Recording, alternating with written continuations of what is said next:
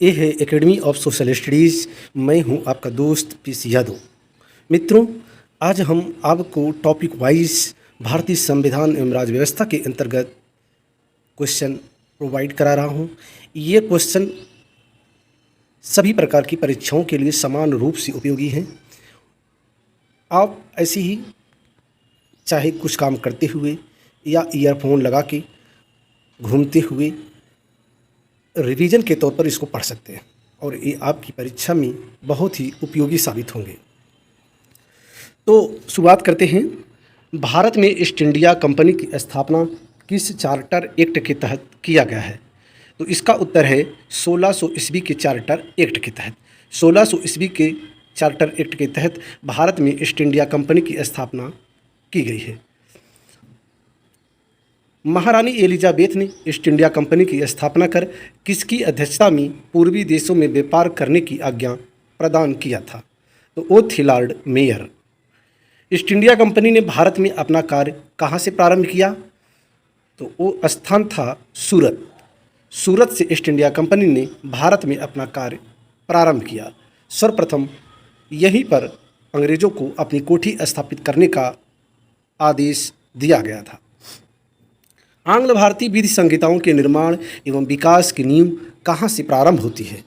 वो होती है 1600 ईस्वी के चार्टर एक्ट से। इंग्लैंड स्थित कंपनी की बोर्ड ऑफ डायरेक्टर्स का विधि निर्माण का अधिकार किस राजलेख द्वारा गवर्नर तथा उसकी परिषद के सदस्यों में विहित किया गया? तो वो राजलेख था सन 1726 का राजलेख। इसके द्वारा इंग्लैंड स्थित कंपनी की बोर्ड ऑफ डायरेक्टर्स को विधि निर्माण का अधिकार दिया गया था। किस अधिनियम द्वारा कंपनी में गवर्नर जनरल का पद सृजित किया गया?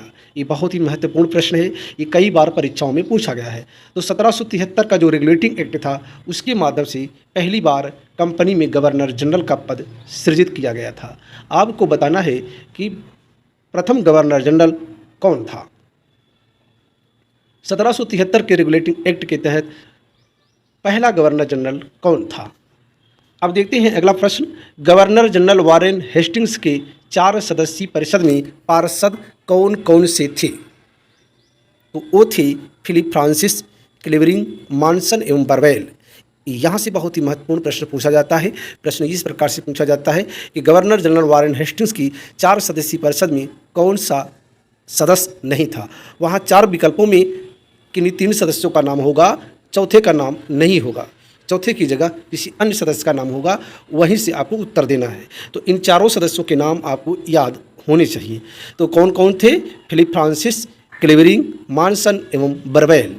गवर्नर जनरल तथा उसकी परिषद किसके प्रति उत्तरदायी थी?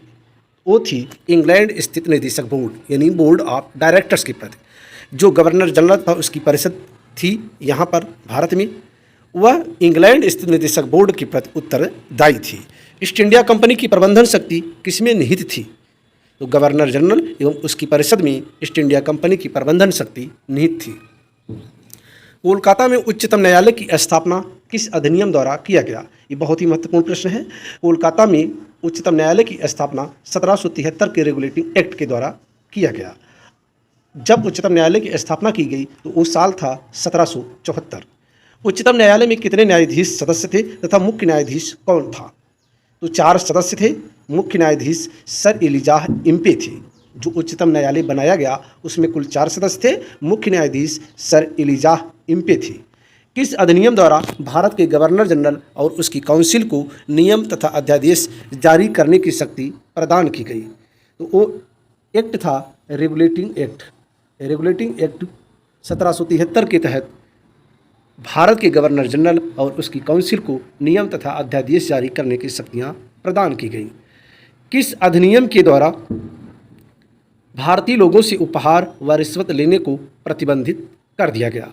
तो वो अधिनियम था 1773। यहाँ से प्रश्न पूछा गया है कि किस एक्ट के माध्यम से या किस अधिनियम के माध्यम से भारतीय लोगों से उपहार व रिश्वत लेने को प्रतिबंधित किया गया था? तो वो एक्ट है रेगुलेटिंग एक्ट। इस वीडियो में जो 1 लाइनर जितने भी क्वेश्चन हैं ये किसी न किसी परीक्षाओं में पूछे गए हैं, तो इसलिए प्रत्येक प्रश्न की थी महत्ता है। तो आप प्रत्येक प्रश्नों को ध्यान से सुने और रिवीजन के तौर पर याद रखें। बंगाल का गवर्नर बंगाल का प्रथम गवर्नर जनरल कौन था? तो वो था वारेन हेस्टिंग्स। बंगाल का प्रथम गवर्नर जनरल कौन था? Warren Hastings. जैसा कि अभी हमने बताया कि 1773 का जो रेगुलेटिंग एक्ट था उसी के माध्यम से पहली बार गवर्नर जनरल पद सृजित किया गया। रेगुलेटिंग एक्ट 1773 के तहत कोलकाता में उच्चतम न्यायालय की स्थापना कब की गई? तो उस साल था 1774। ईस्ट इंडिया कंपनी पर संसदीय नियंत्रण का प्रथम प्रयास किस अधिनियम द्वारा किया गया? ईस्ट इंडिया कंपनी पर भी संसदीय नियंत्रण लाया गया, तो वो था रेगुलेटिंग एक्ट 1773। 1773 के रेगुलेटिंग एक्ट के द्वारा ईस्ट इंडिया कंपनी पर संसदीय नियंत्रण करने का पहली बार प्रयास किया गया। 1765 ईस्वी को एंग्लो इंडियन इतिहास का युग प्रवर्तक काल किसने कहा? तो वो कहा इल्बर्ट ने। इल्बर्ट महोदय ने 1765 ईस्वी को एंग्लो इंडियन इतिहास का युग प्रवर्तक काल कहा था। किस अधिनियम द्वारा भारतीय लोगों से उपहार व रिश्वत लेने को प्रतिबंधित किया गया? ये प्रश्न रिपीट किया गया है, तो वो एक्ट है 1773 का रेगुलेटिंग एक्ट।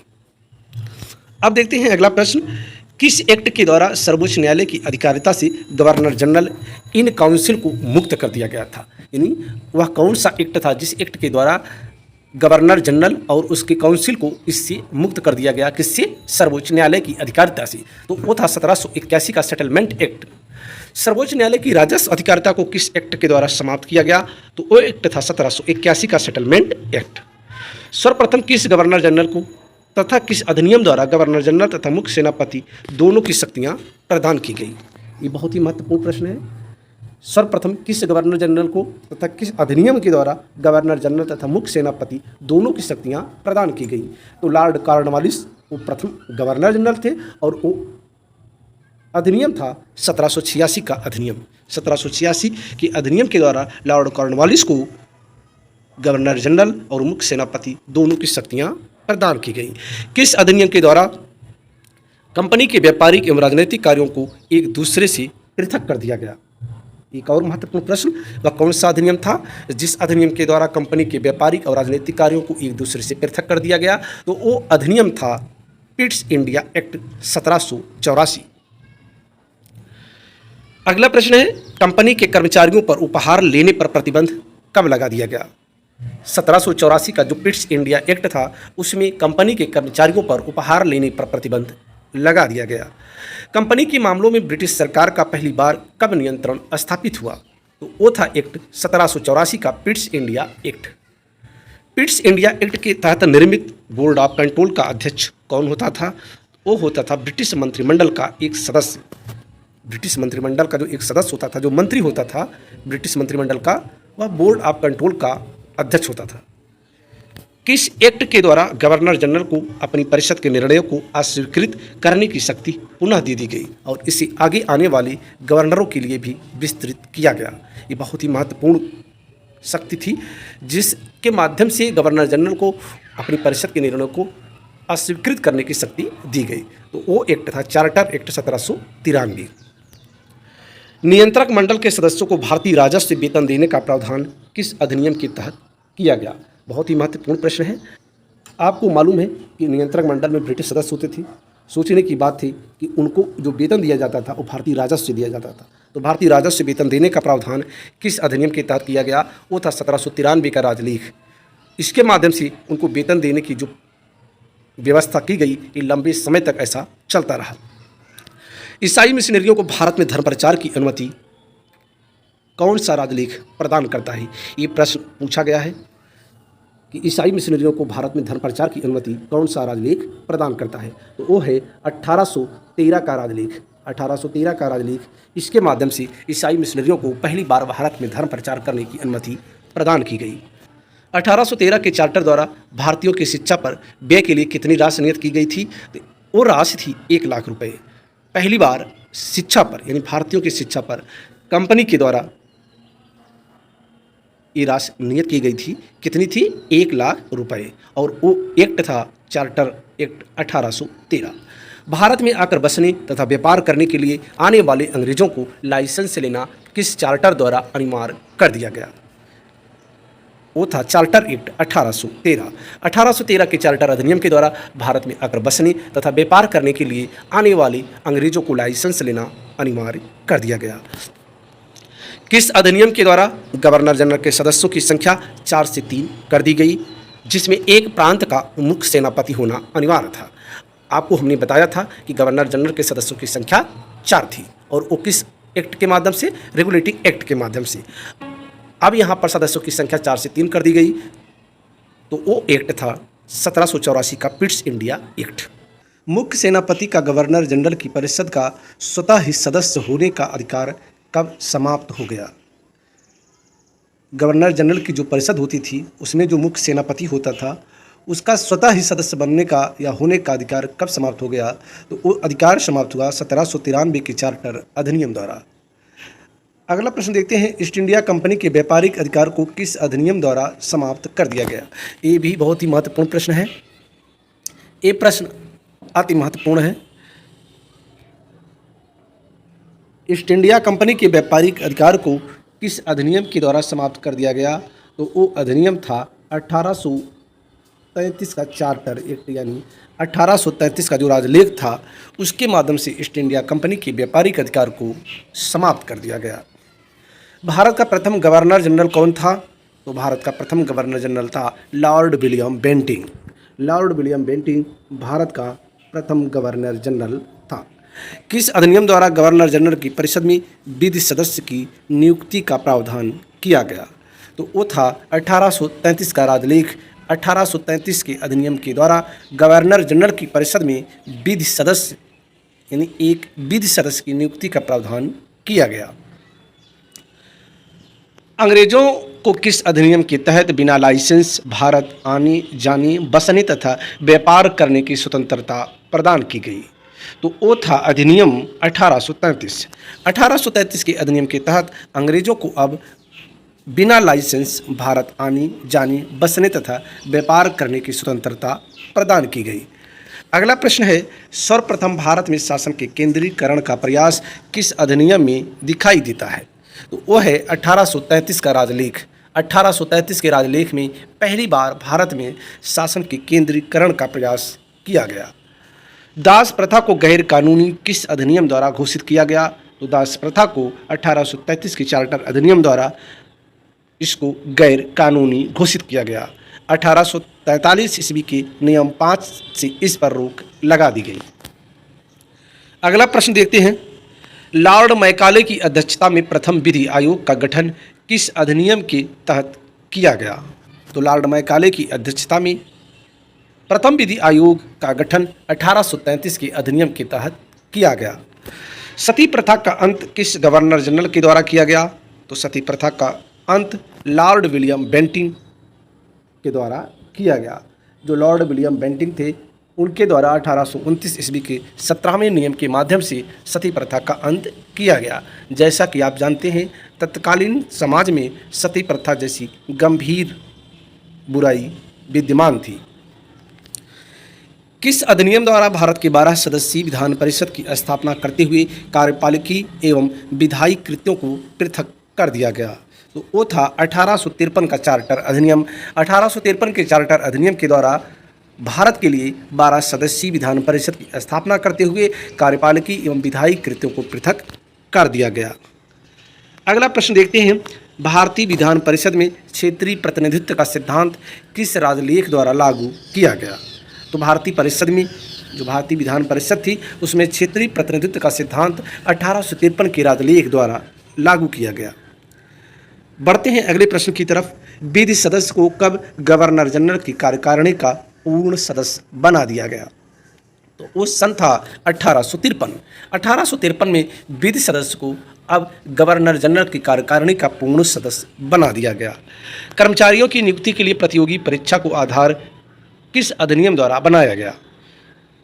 वो अधिनियम था 1853 का। 1853 के चार्टर अधिनियम के अनुसार कर्मचारियों की नियुक्ति अब प्रतियोगी परीक्षा के आधार पर होगी। बढ़ते हैं अगले प्रश्न की तरफ, तो भारत में कंपनी शासन का अंत किस अधिनियम द्वारा किया गया? तो भारत में कंपनी शासन का अंत 1858 के अधिनियम के द्वारा किया गया। जैसा कि आप जानते हैं 1857 की क्रांति के बाद भारत में 1858 का अधिनियम आता है। उसमें भारत में कंपनी के शासन को ख़त्म कर दिया गया। अब भारतीय शासन को ब्रिटिश सरकार सीधे अपने हाथ में ले लिया। भारत में 1858 में कंपनी शासन के अंत के पश्चात शासन संचालन की शक्ति किस में निहित की गई? तो वो थी भारत परिषद। भारत परिषद में 15 सदस्यीय टीम थी, जिसमें भारत मंत्री या भारत सचिव शामिल था। भारत मंत्री वह मंत्री होता था जो ब्रिटिश कैबिनेट का एक सदस्य होता था और वह इस 15 सदस्यीय का सदस्य होता था। तो 1858 में कंपनी शासन के अंत के पश्चात शासन संचालन की शक्ति भारत परिषद में निहित की गई। भारत परिषद के सदस्यों की नियुक्ति कौन करता था? तो भारत परिषद के सदस्यों की नियुक्ति 8 सदस्य सम्राट द्वारा और 7 बोर्ड के डायरेक्टरों द्वारा नियुक्त होते थे। जो 15 सदस्यीय टीम होती थी भारत परिषद की, उसमें 8 सदस्यों का मनोनयन सीधे सम्राट करता था, 7 बोर्ड के डायरेक्टरों द्वारा नियुक्त होते थे। भारतीय मामलों पर किस अधिनियम द्वारा सीधे ब्रिटिश संसदीय नियंत्रण स्थापित हो गया? तो वो अधिनियम था 1858 का अधिनियम। 1858 के अधिनियम के द्वारा अब भारतीय मामलों पर सीधे ब्रिटिश संसदीय नियंत्रण स्थापित हो गया। पिट्स इंडिया एक्ट 1784 द्वारा स्थापित बोर्ड ऑफ डायरेक्टर्स तथा बोर्ड ऑफ कंट्रोल को किस अधिनियम के द्वारा समाप्त किया गया? तो वो अधिनियम था 1858। आपको मालूम है यहाँ से जो प्रश्न पूछा जा सकता है, प्रश्न पूछा इस प्रकार से जाएगा कि वह कौन सा अधिनियम था जिसके द्वारा बोर्ड ऑफ डायरेक्टर्स या बोर्ड ऑफ कंट्रोल दोनों को समाप्त कर दिया गया? तो वो था 1858 का अधिनियम। यहाँ इस तथ्य को भी ध्यान में रखें कि 1784 पिट्स इंडिया एक्ट के माध्यम से ही बोर्ड ऑफ डायरेक्टर और बोर्ड ऑफ कंट्रोल का गठन किया गया था। बढ़ते हैं अगले प्रश्न की तरफ। किस अधिनियम द्वारा भारत के गवर्नर जनरल का नाम बदलकर वायसराय कर दिया गया? तो वो अधिनियम था 1858। जैसा कि आप जानते हैं, इसके पहले गवर्नर जनरल होता था। जब ब्रिटिश गवर्नमेंट ने 1858 में भारतीय शासन को अपने हाथ में ले लिया, तो अब वह सम्राट के प्रतिनिधि के तौर पर कार्य करने लगा और वह वायसराय कहा जाने लगा। यानी जब वह कंपनी के अधीन कार्य करता था तो गवर्नर जनरल कहलाता था, अब वह सम्राट के अधीन कार्य करता है तो अब वह वायसराय कहलाने लगा। अगले प्रश्न की तरफ बढ़ते हैं। भारत के शिक्षित वर्ग द्वारा किसे अपने अधिकारों का मैग्ना कार्टा कहा गया? तो वो था 1 नवंबर 1858 की वह घोषणा, जिसमें ब्रिटिश महारानी ने एक घोषणा की थी। ब्रिटिश महारानी विक्टोरिया के 1 नवंबर 1858 की घोषणा को भारत के शिक्षित वर्ग द्वारा अपने अधिकारों का मैग्ना कार्टा कहा गया। भारत में प्रतिनिधि शासन की शुरुआत किस अधिनियम द्वारा किया गया? तो भारत में प्रतिनिधि शासन की शुरुआत भारतीय परिषद अधिनियम 1861 के द्वारा किया गया। भारत परिषद अधिनियम 1861 के द्वारा भारत में प्रतिनिधि शासन की शुरुआत की गई। भारत में शासन के विकेंद्रीकरण की नींव किस अधिनियम द्वारा पड़ी? ये बहुत ही महत्वपूर्ण प्रश्न है कि भारत में शासन के विकेंद्रीकरण की नींव 1861 के अधिनियम के द्वारा पड़ी। जो अब तक भारतीय शासन चलता था वो केंद्रीकरण था, उसमें केंद्रीकरण की भावना थी। अब विकेंद्रीकरण की भावना लाई गई, यानी अब विकेंद्रीकरण की व्यवस्था की गई। भारत के गवर्नर जनरल को अध्यादेश जारी करने की शक्ति किस अधिनियम के तहत दिया गया? ये कई बार प्रश्न पूछा गया है। तो भारत के गवर्नर जनरल को अध्यादेश जारी करने की शक्ति भारतीय परिषद अधिनियम 1861 के तहत दिया गया। भारतीय परिषद अधिनियम 1861 के तहत अब भारत का जो गवर्नर जनरल होता था विषम परिस्थितियों में अध्यादेश भी जारी कर सकता था। अब बढ़ते हैं अगले प्रश्न की तरफ। भारत में विभागीय प्रणाली की शुरुआत किसने किया था? ये भी बहुत ही महत्वपूर्ण प्रश्न है। भारत में विभागीय प्रणाली की शुरुआत लॉर्ड कैनिंग ने किया था। लॉर्ड कैनिंग जो वायसराय था, उसने भारत में सर्वप्रथम विभागीय प्रणाली की शुरुआत किया। भारत में मंत्रिमंडलीय व्यवस्था के जन्मदाता कौन हैं? तो भारत में मंत्रिमंडलीय व्यवस्था के जन्मदाता वायसराय लॉर्ड कैनिंग हैं। वायसराय लॉर्ड कैनिंग ऐसे प्रथम वायसराय थे जिन्होंने भारत में मंत्रिमंडलीय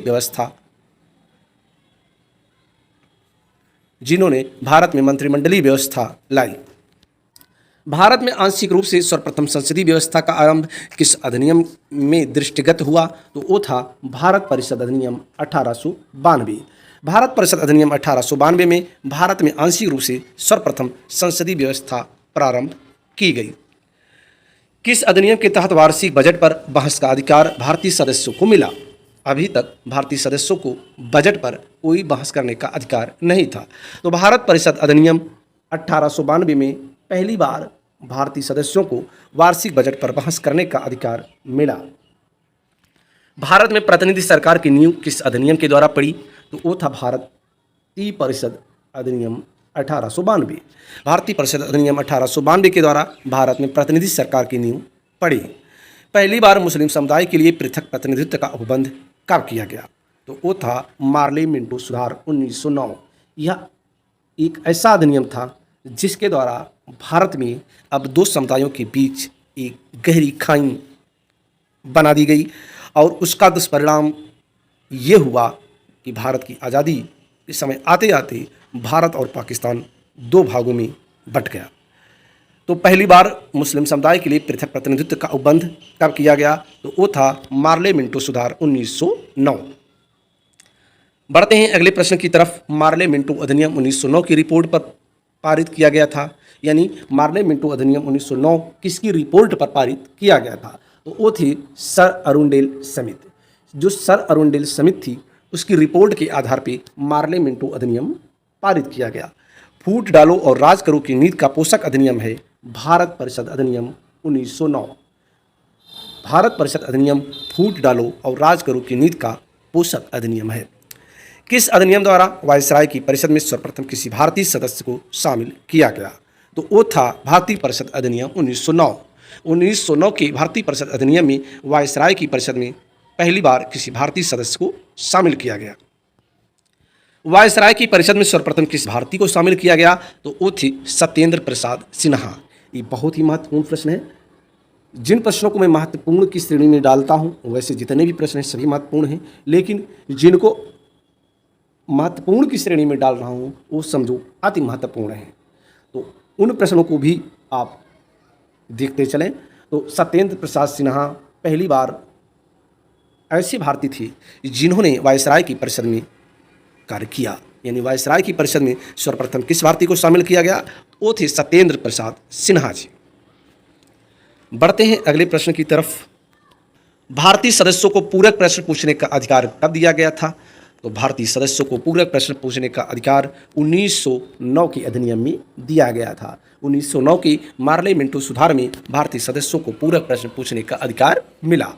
भारतीय परिषद एक्ट 1909 के तहत इंग्लैंड की भारत परिषद में नियुक्त होने वाले प्रथम भारतीय कौन थी?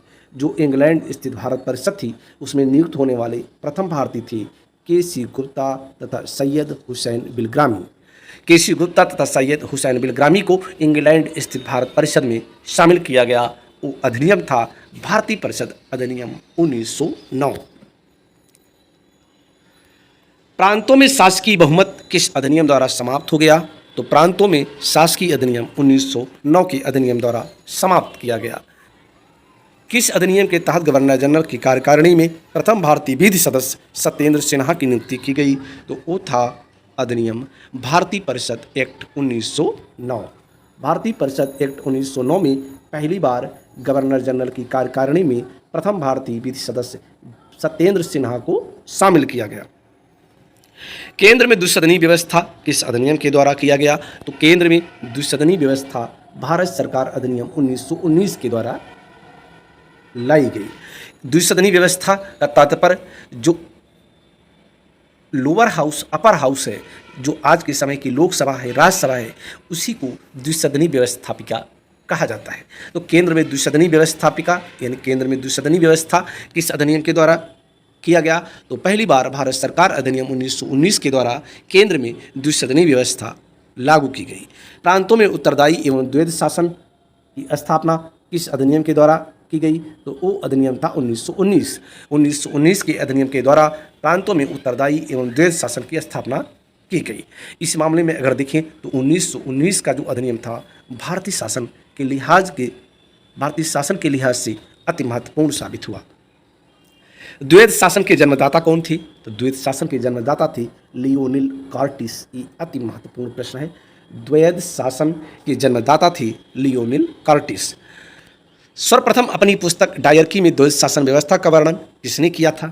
तो सर्वप्रथम अपनी पुस्तक डायरकी में द्वैध शासन व्यवस्था का वर्णन लियोनिल कार्टिस ने किया था। लियोनिल कार्टिस की पुस्तक डायरकी में द्वैध शासन व्यवस्था का वर्णन किया गया है। भारत सचिव के कार्यभार को कम करने के लिए हाई कमिश्नर किस अधिनियम द्वारा नियुक्त किया गया? तो भारत परिषद अधिनियम 1919 के द्वारा भारत सचिव के कार्यभार को कम करने के लिए हाई कमिश्नर नियुक्त किया गया। प्रांतों में द्वैध शासन प्रणाली किस एक्ट द्वारा समाप्त किया गया? ये अति महत्वपूर्ण प्रश्न है। प्रांतों में द्वैध शासन प्रणाली 1935 की एक्ट द्वारा समाप्त कर दिया गया। ज्ञातव्य है कि 1919 के अधिनियम के द्वारा भारत में द्वैध शासन प्रणाली लागू की गई और 1935 के अधिनियम के द्वारा प्रांतों में द्वैध शासन प्रणाली को हटा लिया गया। द्वैध शासन प्रणाली की असफलता की जांच समिति का अध्यक्ष कौन था? तो वो थे sir Alexander Muddiman. Sir Alexander Muddiman द्वैध शासन प्रणाली की असफलता की जांच समिति के अध्यक्ष थे। केंद्र एवं प्रांतों में प्रशासनिक शक्ति का विभाजन किस अधिनियम द्वारा किया गया था? तो वो अधिनियम था 1919। 1919 के अधिनियम द्वारा केंद्र एवं प्रांतों में प्रशासनिक शक्ति का विभाजन किया गया। भारत सचिव तथा उसकी परिषद का वेतन भारतीय राजस्व से दिया जाना कब बंद कर दिया गया? तो भारत सचिव और भारत सचिव तथा उसकी परिषद का वेतन भारतीय राजस्व से 1919 में दिया जाना बंद कर दिया गया। इसके पहले जो भारत सचिव होता था और उसकी परिषद होती थी, उसके वेतन भत्ती भारतीय राजस्व से दिए जाते थे। ब्रिटिश भारत में महिलाओं को सर्वप्रथम मताधिकार कब दिया गया? ये महिलाओं के लिहाज से बहुत ही महत्वपूर्ण वर्ष है 1919। 1919 में पहली बार महिलाओं को सर्वप्रथम मताधिकार प्रदान किया गया। अभी तक महिलाओं को मताधिकार नहीं प्राप्त था, यानी मत देने का अधिकार नहीं था। अब वह भी मत देने के योग्य हो गई हैं। सांप्रदायिक आधार पर निर्वाचन प्रणाली को सिखों, ईसाइयों तथा आंग्ल भारतीयों पर कब लागू किया गया? तो वो अधिनियम था 1919। 1919 के अधिनियम के द्वारा सांप्रदायिक आधार पर निर्वाचन प्रणाली को सिखों, ईसाइयों तथा आंग्ल भारतीयों पर भी लागू कर दिया गया। कौन सा अधिनियम प्रस्तावना विहीन था? वह कौन सा अधिनियम था जो प्रस्तावना विहीन था? भारतीय संविधान जो आज वर्तमान समय में हम लोगों के सम्मुख है, इसका इतिहास बहुत ही पुराना है। ये ऐसे ही अस्तित्व में नहीं आया, इसके पीछे लंबा समय लगा। ब्रिटिश भारत तत्कालीन जो उस समय था, उसमें यहाँ जो सत्तासीन थी अंग्रेजी गवर्नमेंट, वह गवर्नर जनरलों, वायसरायों के माध्यम से शासन करती थी। तो उन्हीं के माध्यम से तरह तरह के अधिनियम पारित किए जाते थे जो भारत के लिए शासन चलाने के लिए, जो भारत में शासन चलाने के लिए उपयोगी होते थे। तो वह कौन सा अधिनियम था जो प्रस्तावना विहीन था? तो वो था भारत शासन अधिनियम 1935।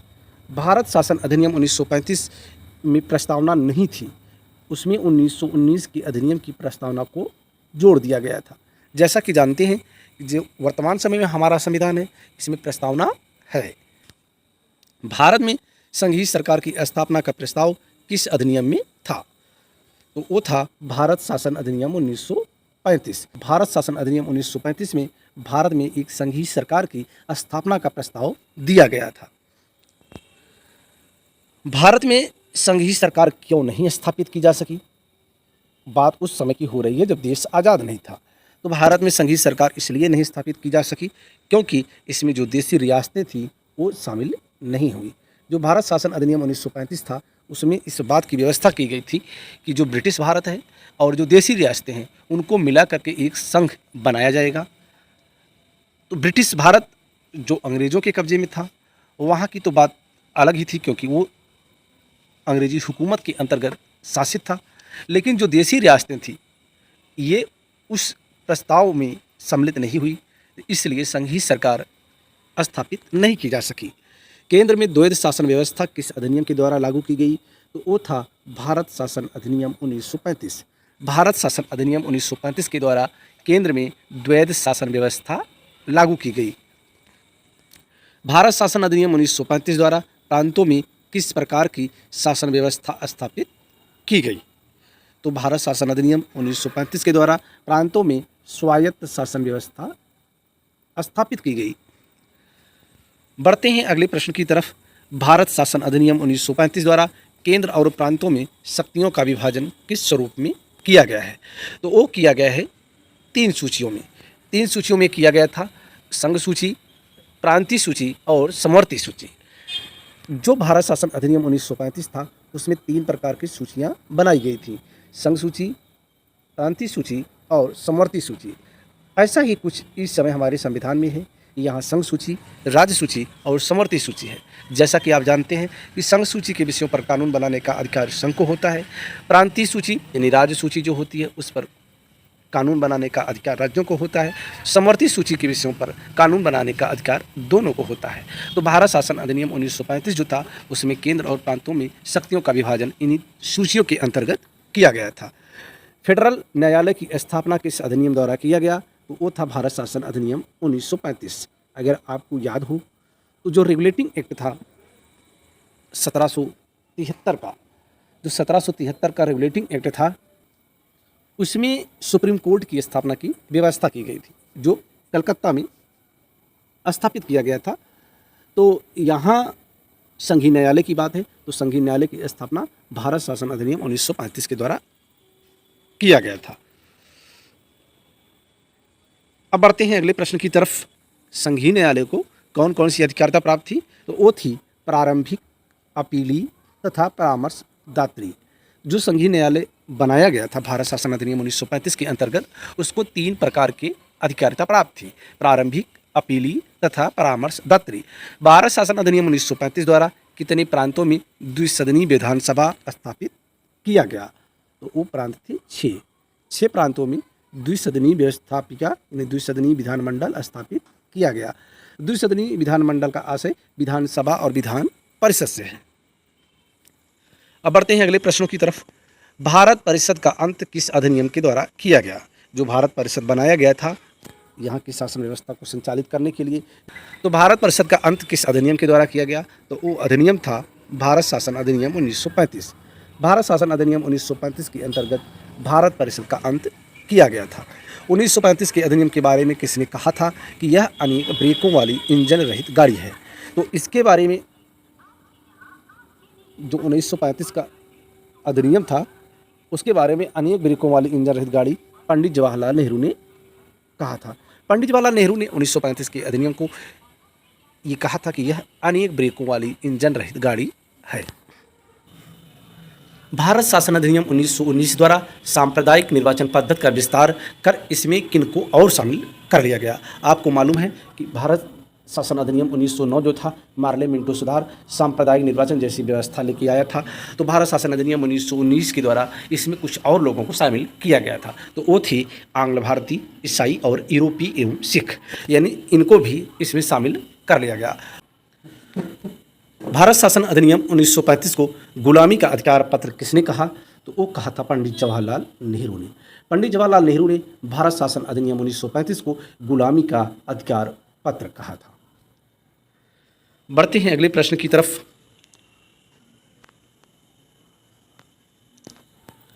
संविधान निर्माण हेतु संविधान सभा के गठन का प्रस्ताव सर्वप्रथम कब किया गया।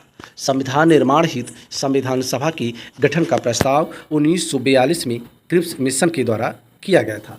पहली बार अंग्रेजी जो गवर्नमेंट थी 1942 में जो क्रिप्स मिशन भारत आया था उसके अंतर्गत संविधान निर्माण हेतु संविधान सभा के गठन का प्रस्ताव किया गया था। क्रिप्स मिशन को किसने उत्तर दिनांकित चेक कहा, तो वो कहने वाले थे महात्मा गांधी। ये प्रश्न पूछा जाता है, इसको आप ध्यान देंगे कि क्रिप्स मिशन को किसने उत्तर दिनांकित चेक कहा था, तो वो कहा था महात्मा गांधी जी ने।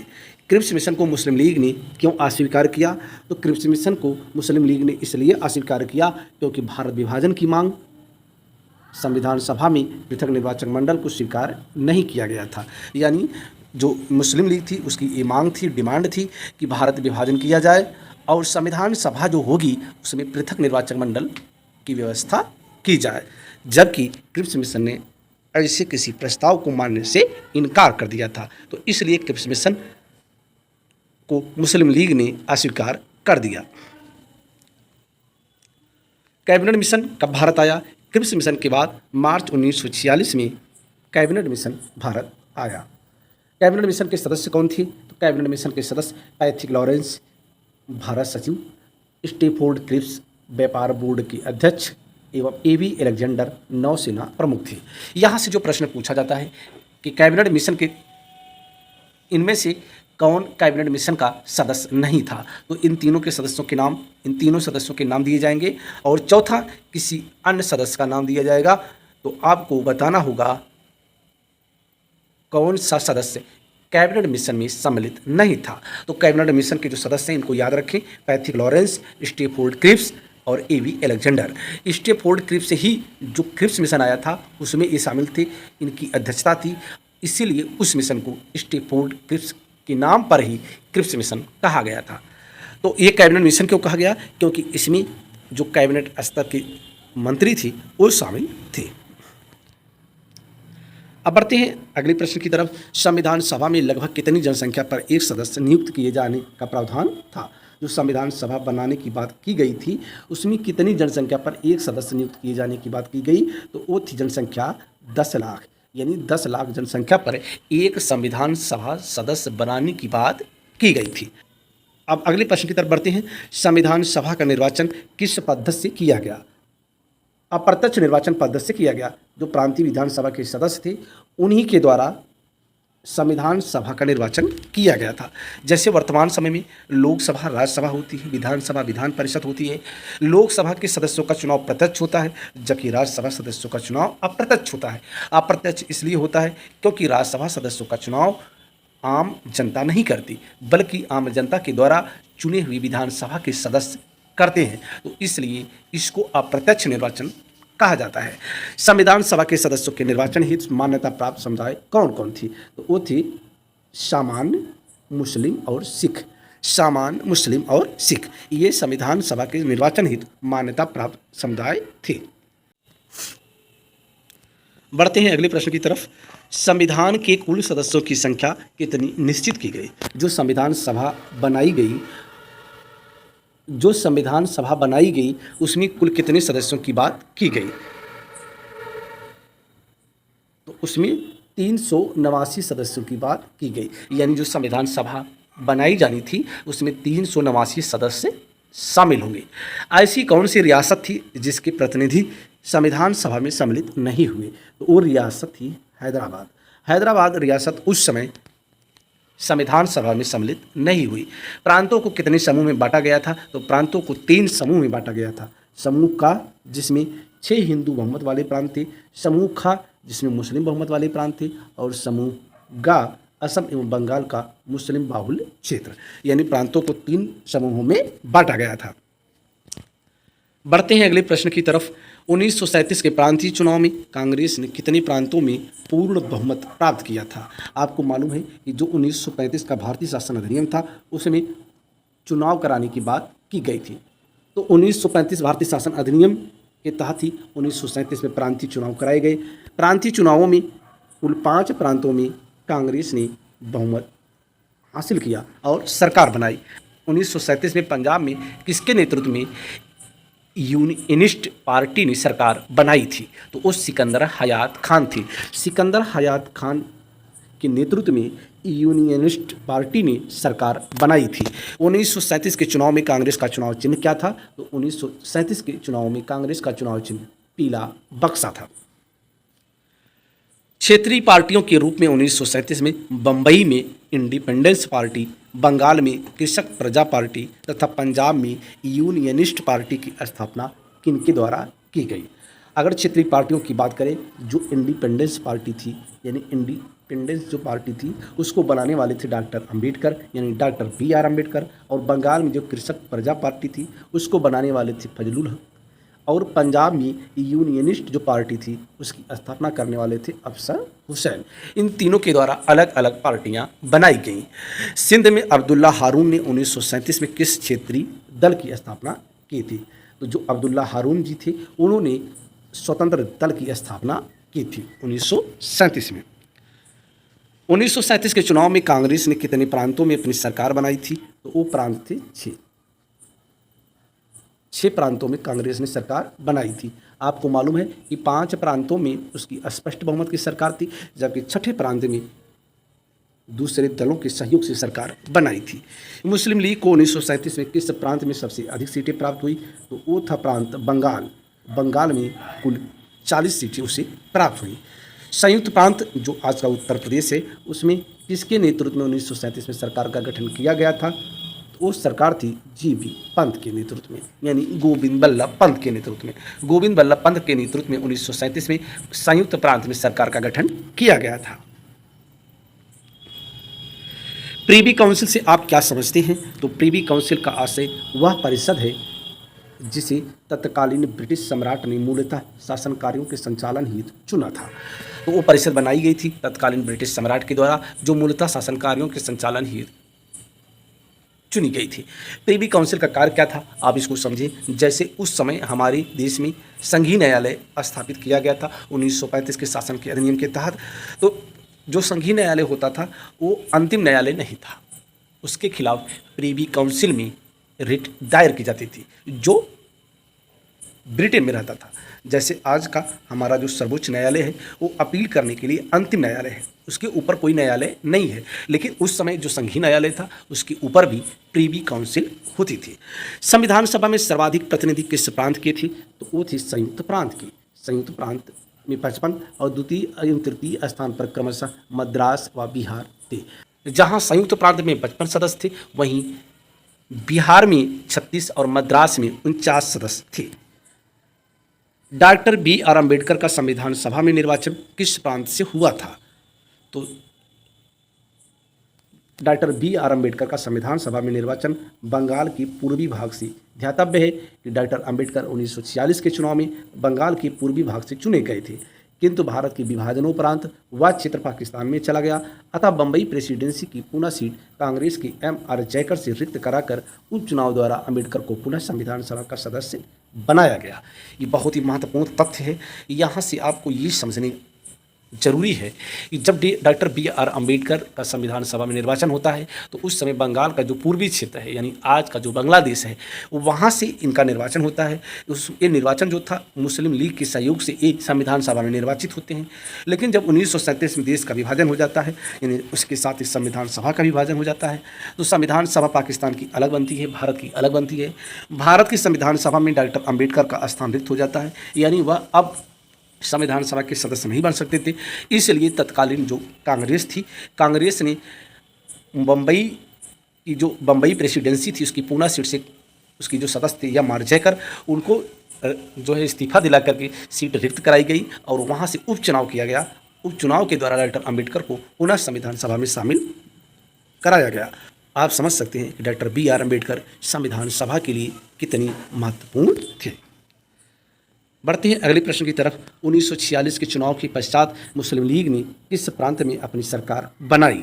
तो वो प्रांत था बंगाल। जैसा कि आप जानते हैं कि बंगाल में सबसे अधिक सदस्य उसके चुने गए थे। तो बंगाल में प्रधानमंत्री H.H. सुहरावर्दी थे। 1946 के चुनाव के पश्चात मुस्लिम लीग ने यहाँ अपनी सरकार बनाई थी। डोमिनियन स्टेट्स से क्या आशय है? डोमिनियन का शाब्दिक जो अर्थ होता है शासन करना या शासित प्रदेश, अर्थात ब्रिटेन की साम्राज्ञी का स्वदेश तथा विदेश स्थित वह क्षेत्र जिस पर उनका शासन था, डोमिनियन की संज्ञा से अभिहित किया गया। वर्तमान में डोमिनियन की जगह राष्ट्रमंडल सदस्य शब्द का प्रयोग किया जाता है। जैसे आज के समय में राष्ट्रमंडल का प्रयोग किया जाता है, राष्ट्रमंडल में वे सदस्य शामिल हैं जिन पर कभी ब्रिटेन का कब्जा हुआ करता था, यानी ब्रिटिश गवर्नमेंट, ब्रिटिश सत्ता वहाँ पर होती थी। आज वे देश आज़ाद हो चुके हैं, लेकिन राष्ट्रमंडल के रूप में आज भी यह संस्था अस्तित्व में है। तो हालांकि सभी देशों का अपना अलग अलग अस्तित्व है, आज़ाद हैं, लेकिन राष्ट्रमंडल के वे सदस्य हैं। हालांकि इनकी सदस्यता ऐच्छिक है, उनकी इच्छा पर डिपेंड करता है वो इसके सदस्य बनेंगे या बाहर होंगे। तो भारत आज के समय में भी राष्ट्रमंडल का सदस्य है। तो डोमिनियन स्टेट्स का आशय वही था कि जहाँ पर ब्रिटेन की साम्राज्ञी का स्वदेश तथा विदेश स्थित वह क्षेत्र जिस पर उनका शासन था। बढ़ते हैं अगले प्रश्न की तरफ। मुस्लिम लीग ने संविधान सभा का बहिष्कार क्यों किया? तो मुस्लिम लीग ने संविधान सभा का इसलिए बहिष्कार किया कि वह मुस्लिम समुदाय के लिए अलग संविधान सभा चाहती थी। जो संविधान सभा का निर्वाचन किया गया था वो अलग नहीं था, सब साथ में चुनाव कराए गए। तो मुस्लिम लीग ने संविधान सभा का इसलिए बहिष्कार किया क्योंकि वह मुस्लिम समुदाय के लिए अलग संविधान सभा चाहती थी। संविधान सभा में रियासतों में सर्वाधिक प्रतिनिधि किस रियासत से थे? तो मैसूर से थे। जो देशी रियासतें थीं उनकी बात की जा रही है। संविधान सभा में रियासतों में सर्वाधिक प्रतिनिधि मैसूर से 7 से, द्वितीय स्थान पर त्रावणकोर के 6 प्रतिनिधि थे। ये है एकेडमी ऑफ सोशल स्टडीज। मैं हूं आपका दोस्त पीसी यादव। आज जिस टॉपिक पर हम चर्चा करने वाले हैं वो टॉपिक है भारत का संवैधानिक विकास। भारत का संवैधानिक विकास के अंतर्गत ये जो प्रश्न हैं बेहद उपयोगी हैं। आपकी परीक्षाओं में ये पूछे जाते हैं। ये जितने भी प्रश्न हैं ये पिछली परीक्षाओं में पूछे गए प्रश्नों पर ही आधारित हैं। तो शुरुआत करते हैं आज की वीडियो की। संविधान सभा की पहली बैठक कब और किस अस्थायी अध्यक्ष की अध्यक्षता में हुई, उसके क्या परिणाम हुए। जो संविधान सभा की पहली बैठक हुई कब हुई और किस अस्थायी अध्यक्ष की अध्यक्षता में हुई, तो 9 दिसंबर 1946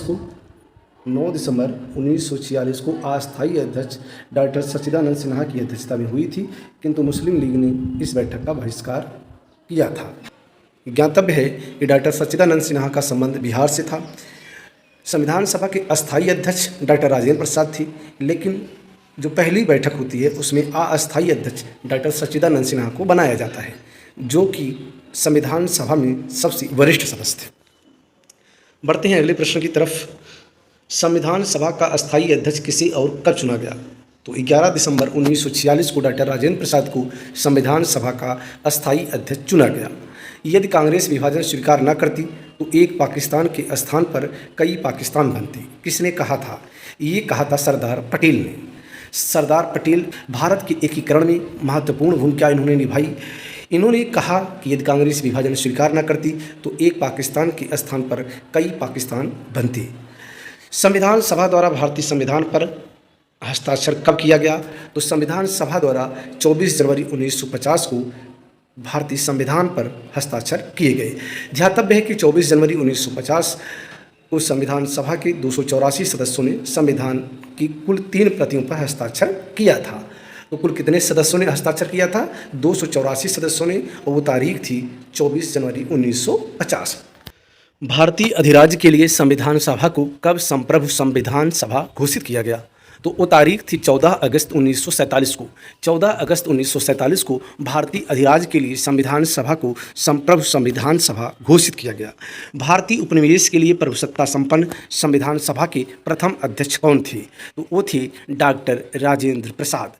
डॉक्टर राजेंद्र प्रसाद को संविधान सभा द्वारा भारत का प्रथम राष्ट्रपति कब चुना गया, तो वो चुना गया 24 जनवरी 1950 को। आपको मालूम है कि संविधान सभा ही संसद के रूप में भी कार्य करती थी। तो संविधान सभा ने 24 जनवरी 1950 को प्रथम राष्ट्रपति के रूप में डॉक्टर राजेंद्र प्रसाद का चुनाव किया। भारतीय संविधान कब लागू हुआ, तो भारतीय संविधान 26 जनवरी 1950 को लागू हुआ। मूल भारतीय संविधान में कुल कितने अनुच्छेद, अनुसूचियां एवं भाग थी? यहाँ से जो प्रश्न आता है वो फंसाने वाला होता है। यहाँ मूल शब्द है, तो मूल भारतीय संविधान में कुल कितने अनुच्छेद हैं, तो 395 अनुच्छेद, 8 अनुसूचियाँ एवं 22 भाग हैं। देखा जाए तो वर्तमान समय में भी कुल 395 अनुच्छेद ही हैं, लेकिन उसमें जो विभिन्न संशोधन किए गए उसमें A, B, C करके बढ़ाया गया।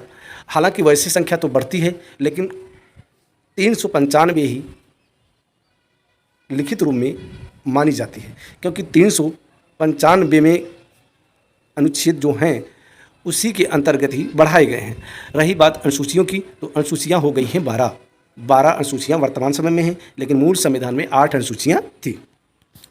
तो भारतीय संविधान में किस अनुच्छेद के तहत उसके लागू किए जाने के संबंध में प्रावधान किया गया, तो अनुच्छेद 394 के तहत। यह संविधान के प्रारंभ के बारे में है, जिसके अनुसार कुछ उपबंध तुरंत अर्थात 26 नवंबर 1949 से और शेष 26 जनवरी 1950 को प्रवृत्त होंगी।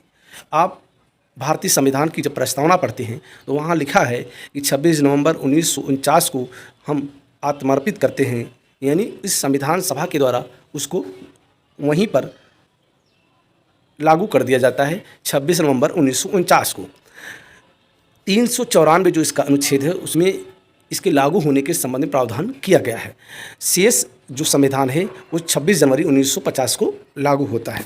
भारत में किस तिथि को विधि दिवस के रूप में मनाया जाता है, तो 26 नवंबर को विधि दिवस के रूप में मनाया जाता है। उल्लेखनीय है कि संविधान को अंगीकृत करने की तिथि को विधि दिवस के रूप में मनाया जाता है। बढ़ते हैं अगले प्रश्न की तरफ। तो अंतरिम सरकार का गठन किस योजना के तहत किया गया था?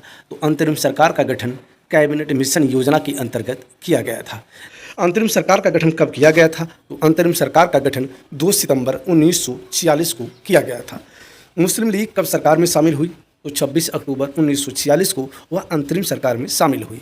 जैसा कि मालूम है कि जब अंतरिम सरकार का गठन किया गया उसमें मुस्लिम लीग शामिल नहीं हुई। मुस्लिम लीग को बाद में इसी तरह मनाया गया, तब जाके 26 अक्टूबर 1946 को मुस्लिम लीग भी सरकार में शामिल हो गई। अंतरिम सरकार का उपाध्यक्ष कौन था? तो अंतरिम सरकार का उपाध्यक्ष जवाहरलाल नेहरू थे। अंतरिम सरकार में गृह मंत्री कौन था? तो अंतरिम सरकार में गृह मंत्री सरदार वल्लभ भाई पटेल थे। अंतरिम सरकार में लीग द्वारा नामित विधि मंत्री किसे बनाया गया था? तो वो थे जोगेंद्र नाथ मंडल। यहाँ आपको हम बता दें कि अंतरिम सरकार में जितने मंत्री थे उन सभी मंत्रियों को और उनके विभागों को आपको याद रखना चाहिए, क्योंकि यहाँ से प्रश्न पूछे जाते हैं और इन प्रश्नों के उत्तर आपको मालूम होने चाहिए। भारतीय संविधान भारतीयों की इच्छा अनुसार ही होगा, किसका कथन है? ये कथन है महात्मा गांधी का। ये बहुत ही महत्वपूर्ण कथन है। इस कथन को आप समझें कि महात्मा गांधी जी भारतीय संविधान के प्रति कितना सजग थे। उन्होंने कहा था कि भारतीय संविधान भारतीयों की इच्छा अनुसार ही होगा, यानी जो भारतीय संविधान बनेगा उसमें भारतीय ही शामिल होंगे। क्या BR अम्बेडकर तथा अबुल कलाम आज़ाद को सितंबर 1946 में गठित अंतरिम सरकार में सम्मिलित किया गया था? तो इसका उत्तर है नहीं, क्योंकि जब अंतरिम सरकार का गठन किया गया था उसमें BR अम्बेडकर तथा अबुल कलाम आज़ाद को शामिल नहीं किया गया था। जो प्रथम मंत्रिमंडल होता है देश में, जब आम चुनाव होता है उसके बाद जो गठित किया जाता है मंत्रिमंडल, उसमें डॉक्टर BR अम्बेडकर को शामिल किया गया था। सर्वप्रथम औपचारिक रूप से संविधान सभा के विचार का प्रतिपादन किसने किया था? बहुत ही महत्वपूर्ण प्रश्न है। तो सर्वप्रथम औपचारिक रूप से संविधान सभा के विचार का प्रतिपादन MN रॉय ने किया था। MN रॉय, मानवेंद्र नाथ राय, जो कम्युनिस्ट विचारधारा के थे, इन्होंने सर्वप्रथम औपचारिक रूप से संविधान सभा के विचार का प्रतिपादन किया था। भारत में संविधान सभा का गठन किसकी संस्तुति के आधार पर किया गया था? तो वो संस्तुति की थी कैबिनेट मिशन ने। कैबिनेट मिशन 1946, इसी की संस्तुति के आधार पर भारत में संविधान सभा का गठन किया गया था। बढ़ते हैं अगले प्रश्न की तरफ। तो संविधान सभा के लिए चुनाव कब संपन्न हुआ? तो संविधान सभा के लिए चुनाव 1946 को संपन्न हुआ। कुल कितने स्थानों के लिए चुनाव हुआ? तो 296 स्थानों के लिए संविधान सभा का चुनाव हुआ। संविधान सभा के चुनाव में कांग्रेस को कितनी सीटों पर जीत मिली? तो कुल कांग्रेस को 208 सीटों पर जीत मिली, जबकि मुस्लिम लीग को 73 सीटें प्राप्त हुई। तो जो संविधान सभा के चुनाव हुए उसमें कांग्रेस को बड़े पैमाने पर जीत हासिल हुई। किस योजना द्वारा भारत एवं पाकिस्तान के विभाजन का प्रावधान किया गया?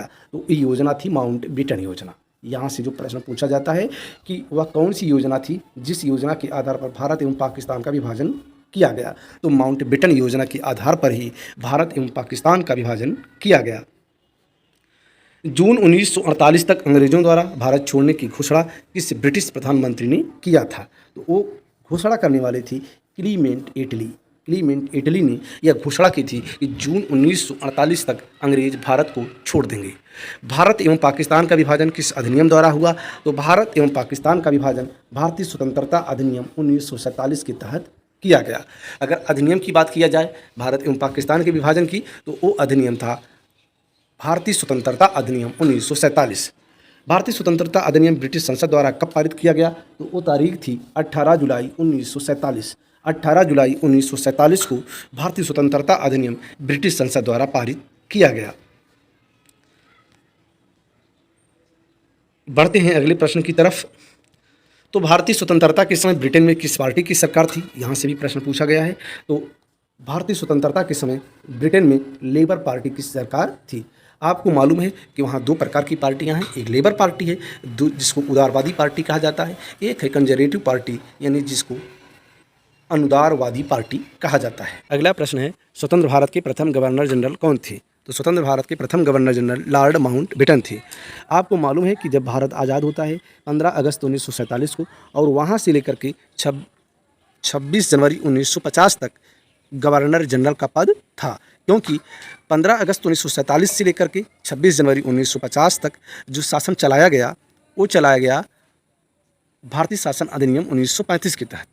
भारतीय शासन अधिनियम 1935 के तहत गवर्नर जनरल का पद सृजित था। इसलिए उस समय गवर्नर जनरल पद था। जब 26 जनवरी 1950 को भारतीय संविधान पूर्ण रूप से लागू किया गया, तब गवर्नर जनरल पद समाप्त कर दिया गया। भारतीय स्वतंत्रता के पश्चात और संविधान निर्माण के पूर्व भारत का शासन किस अधिनियम के अनुसार चलाया गया? तो भारतीय स्वतंत्रता के पश्चात और संविधान निर्माण के पूर्व भारत का शासन 1935 के अधिनियम के अनुसार चलाया गया। अभी जिसकी हम चर्चा कर रहे थे, यहाँ वही बात लिखी गई है, क्योंकि भारतीय संविधान जब पूरी तरह से लागू किया गया, उसके पहले तक जो शासन चलाया गया 1935 के अधिनियम के अनुसार चलाया गया। संविधान सभा के विभाजन के बाद भारतीय संविधान में कुल कितने सदस्य थे? जब संविधान सभा का विभाजन होता है, क्योंकि जब मुस्लिम लीग की जिद थी कि हम अलग होंगे, हमारा देश अलग होगा, तो संविधान सभा का पुनर्गठन होता है। तो भारतीय संविधान सभा में कुल कितने सदस्य थे? तब थे 324 सदस्य। भारत के विभाजन का बाल्कन प्लान किसकी उपज था, यानी किसका उपज था? तो वो लॉर्ड माउंटबेटन के मस्तिष्क की उपज थी। जो भारत के विभाजन का बाल्कन प्लान था, वो लॉर्ड माउंटबेटन के मस्तिष्क का उपज था। भारत और पाकिस्तान के बीच पंजाब और बंगाल में सीमाओं के निर्धारण के लिए पंजाब सीमा आयोग और बंगाल सीमा आयोग के नाम से 2 सीमा आयोगों का गठन कब किया गया था? तो वो किया गया था 30 जून 1947 को। भारत पाकिस्तान के मध्य सीमा निर्धारण के लिए गठित सीमा आयोग का अध्यक्ष कौन था? तो वो थी सर रेडक्लिफ। इसीलिए जो भारत एवं पाकिस्तान के बीच में सीमा रेखा है, उसका नाम रेडक्लिफ रेखा है।